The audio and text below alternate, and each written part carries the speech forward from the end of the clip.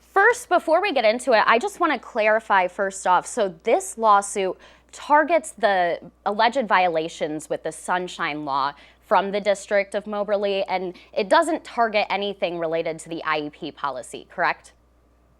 Well, not right now. I mean, we need to know more about the IEP policy, which is part of the problem here, that Moberly School District is blocking our efforts to get the documents about the IEP policy. So what we do know is that they've created preconditions and made it more difficult for parents to advocate for their kids with special needs. We know that.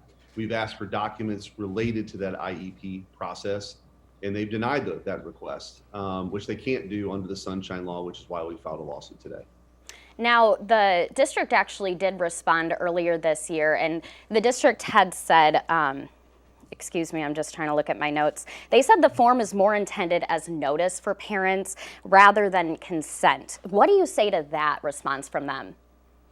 That's untrue. I mean, they put a set of 10 preconditions for a parent to be able to record, for example, the IEP meeting. That's illegal. They can't do that. And so we want to know more. What's the basis for this? Who we talked to about it? But parents have a right, absolutely, to advocate for their kids in these IEP hearings and these meetings. And they can absolutely record it under Missouri law. There was actually a law that was passed recently to make sure everybody knew this. But Moberly, for some reason, wants to make it more difficult for parents. We're trying to get to the bottom of that. Now, if it were just a notice of recording, is that allowed under Missouri law? No, it's not. Okay. It's not. So I think that the bureaucrats at Moberly Public School District should actually read the law and know that they cannot interfere with a parent's ability to advocate for their kids. There's a real disconnect that's happening here. Now, you add on top of that their unwillingness to provide documents that under law they're supposed to provide to the Attorney General's office. It's just a mess. And so we're not going to stand idly by while parents are frustrated by this. They have every right to record these meetings. They have every right to advocate for their kids. And the school board or the school district knows that. And so, them putting up, stonewalling here is wrong. And now, can you kind of walk me through the lawsuit and the arguments within it? Why is Moberly exactly violating the Sunshine Law? I know a lot of these details are in the press release as well, but also just for our viewers, so you can walk us through it. Yeah, essentially, unfortunately, this can be a common tactic for people who don't want the public to know what they're doing by providing preconditions or a initial deposit or money before they actually execute their search and provide the documents. They can't do that. Why do they do that? Because they know it's going to be very difficult for a parent to come up with $3,000 to get these documents. And so that's when we step in and we ask for the documents. And then when they say, we'll give you the documents if you give us $3,000, that's illegal. And so my job as Attorney General is to represent the 6 million Missourians, including the parents of Moberly School District, who want to see these documents, who've been thwarted.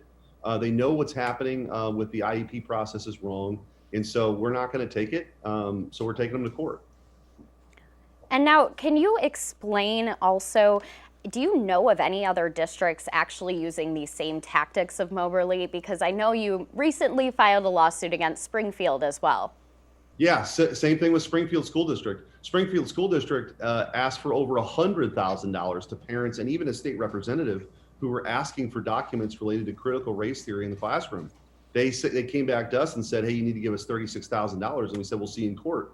I mean, this is ridiculous. It shows an arrogance and being completely out of touch. Parents have every right to know if critical race theory is being taught in their classroom. They have every right to advocate for their kid in IEP hearing. And so we're going to fight for them every step of the way. And so if they want to put up barriers, it may work in some instances, and sadly, it may discourage a lot of people from actually pursuing it, but it's not going to discourage me.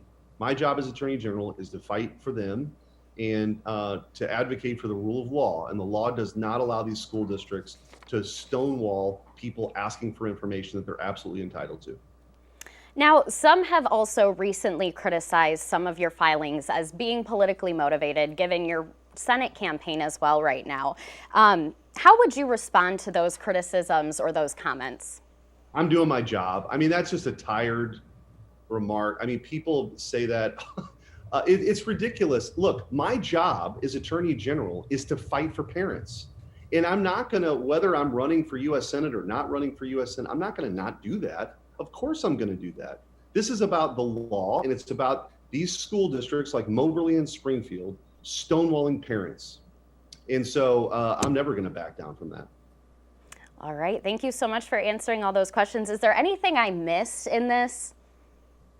I would just reiterate that this is about parents having access to information, being able to advocate for their kids. Moberly School District has denied, everyone the ability to see what they're basing this policy on. They've denied parents the ability to advocate for their kids by recording these hearings. So as Attorney General, I'm going to step in and fight for them every step of the way.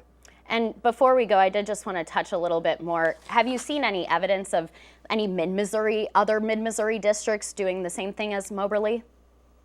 Not that we're aware of, but if people come to our office and ask for help, we're going to pursue it. Doesn't matter who it is. Okay.